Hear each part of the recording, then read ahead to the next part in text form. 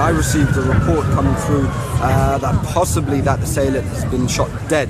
This was a soft target. People were just leaving the concert, making their way into the train station there. 1,000 people here, all coming to pay their respects to those people who had been killed. You can see behind me, this whole area is now cordoned off by the police. The back carriages of this particular train that was headed towards central London with smoke and leading to people being escorted out, evacuated. A year of terror. From London to Manchester and back to London again. In bombings and rammings and stabbings, 36 people were killed and a further 200 wounded. In response, the terror threat has veered between severe and critical. In a rare public speech in October, the head of MI5 warned that the UK is facing its most severe terror threat ever. It's at the highest tempo I've seen in my 34-year career. Today there is more terrorist activity. It's coming at us more quickly, and it can be harder to detect. It's as if he was preparing us for the results of a review released in December, which concluded that the Manchester attack in particular could have been preventable if MI5 had looked at the information they had in a different way.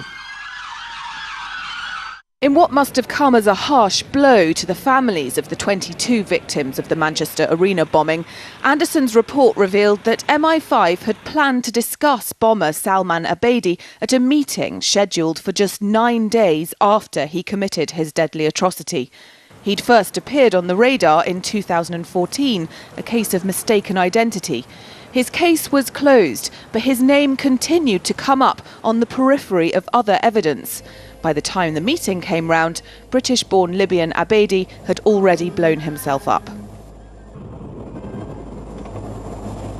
And it wasn't just Manchester. Karam Butt, one of the London Bridge attackers, was under active investigation by the security agencies.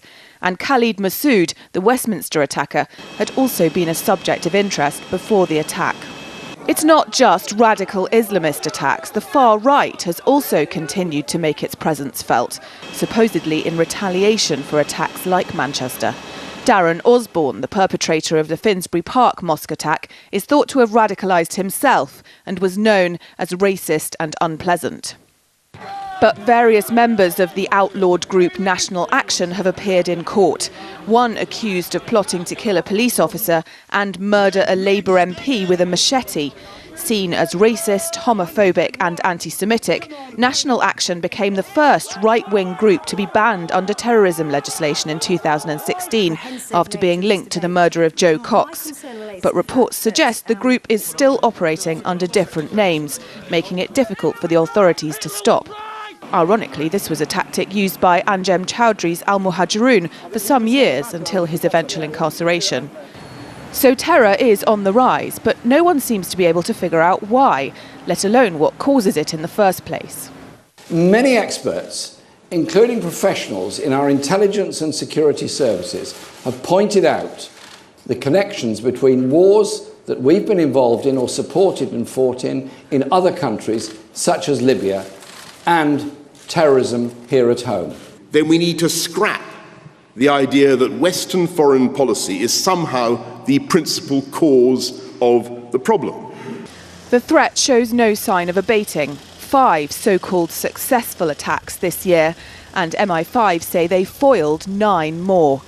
And a wary public celebrates Christmas at venues encased in concrete barriers and security gates and patrolled by armed police.